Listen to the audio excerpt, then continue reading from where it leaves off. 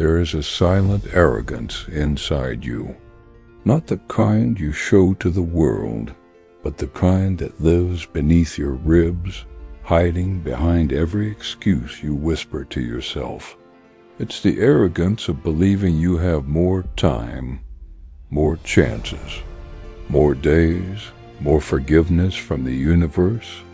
You move through your life as if death is a rumor, a story told about other people.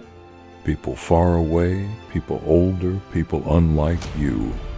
You live as if you are untouchable, as if your dreams can wait, as if your healing can wait, as if the conversations you avoid will somehow resolve themselves without honesty, without courage, without sacrifice. But the truth moves toward you like a slow, invisible tide. You are not immortal, so stop acting like you are. Marcus Aurelius understood something most people spend their entire lives running from. The soul begins to decay the moment it believes it has infinite time. Not because death is close, but because avoidance is always closer. This is why he said, "Let every action, every word, every intention be done as if you were dying, not to frighten you, but to wake you, because your delays are not harmless. Your silence is not neutral. Every moment of hesitation is a moment of your life dissolving. You feel this truth in the heaviness behind your eyes, in the fatigue that follows you even after rest, in the quiet guilt that whispers, 'I should be more than this. Why am I wasting myself?' This is why we follow Caleb again, your inner shadow, the version of you that sees without lying, the part you can't silence.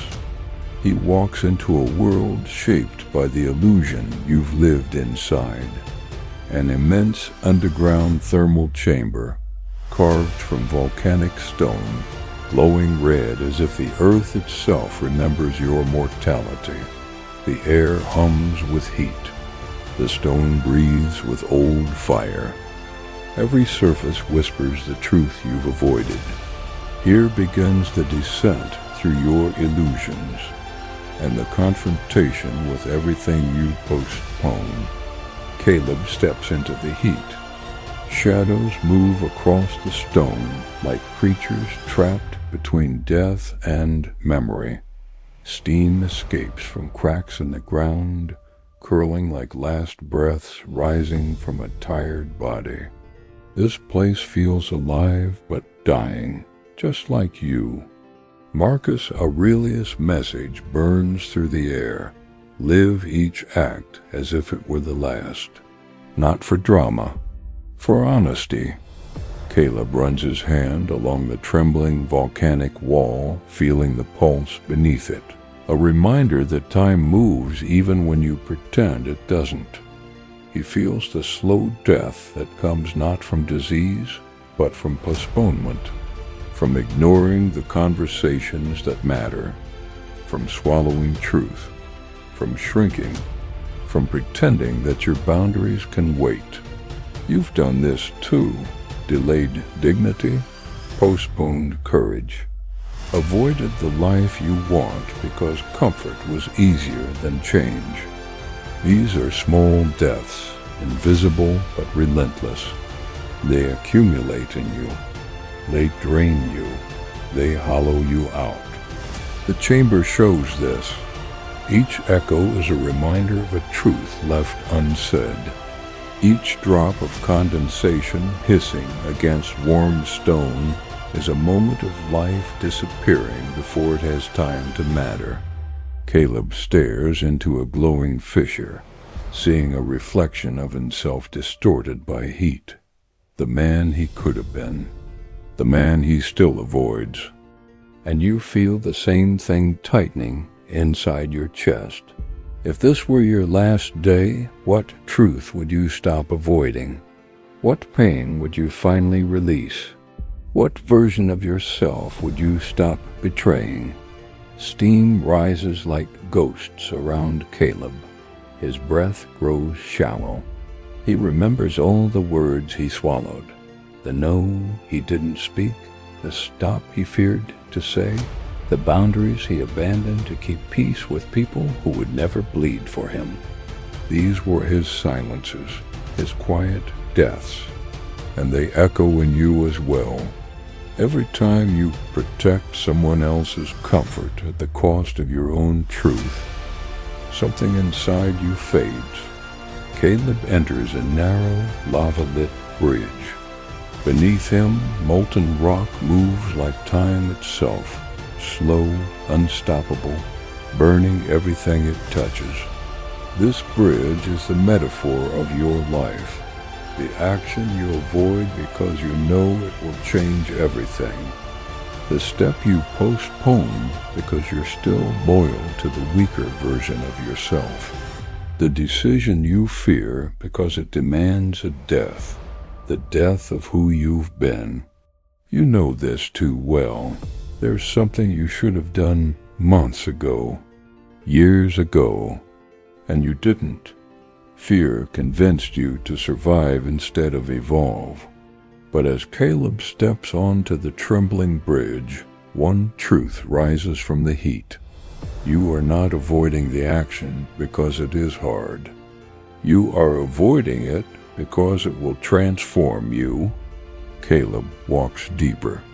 The chamber vibrates with every step he takes, as if the earth is urging him forward.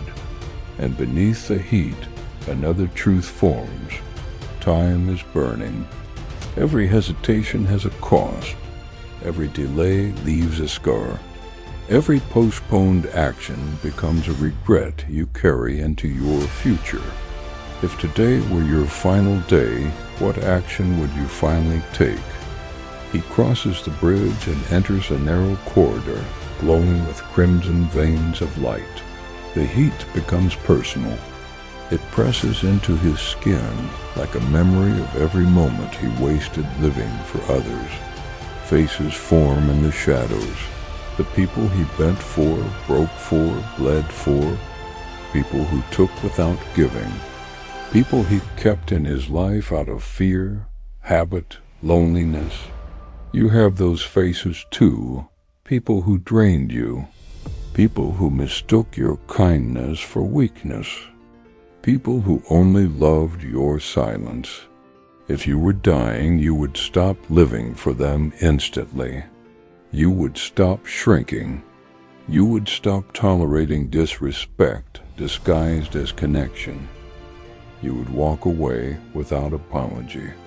Caleb stands in the circular, crimson-lit room, surrounded by shadows shaped like the versions of people he once lived to please. They stare back at him, hollow, indifferent. His soul tightens. These shadows were never real, never worth the life he sacrificed to them. You feel this truth too.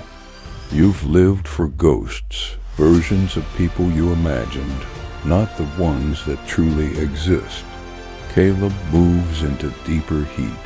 The darkness thickens. The red pulse beneath his feet slows, like a dying heartbeat. Then something rises, a silhouette shaped exactly like him, but smaller, weaker, made of fear. The version of him built from every hesitation, every lie, every moment he hid from his own strength. You have this shadow too, the self you've been protecting all your life.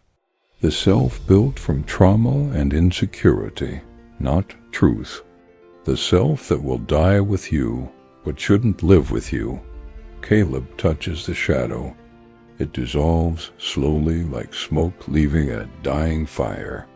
Not in violence, in release.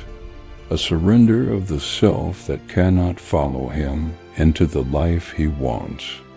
And in that dissolution he understands. You cannot live fully until the weaker version of you dies first. The chamber responds. The molten cracks brighten, revealing a new path, a path of heat and danger and honesty. Caleb steps toward it without looking back, because when you accept death, even imagined, fear loses its throne. You stop postponing your life. You stop bargaining with time. You stop begging for permission. He walks into a vast cavern, glowing like the inside of a sleeping titan's heart. The heat softens, turning into warmth. Steam rises in silver threads. Caleb feels something open inside him. Not joy, not triumph, but serenity. The calm that comes after releasing the self that kept him small. You feel this too, the quiet truth that death makes everything honest. If today were your final day, you would forgive faster. Speak boldly. Protect your peace. Honor your dignity. Choose yourself without shame. You would not hide. You would not shrink. You would not waste a single breath on what harms you. Caleb kneels. The ground pulses beneath his palms like a living creature, acknowledging his transformation. He bows not in defeat, but in acceptance of impermanence, of honesty, of his own mortality. Then he rises. The cavern brightens. Dust falls from the pillars like glowing embers. Caleb breathes slowly, deeply, fully. He looks like a man who died, not physically, but internally, to everything that kept him half alive. And the world whispers to him and to you, if you are dying, and you are, why not begin living before it ends?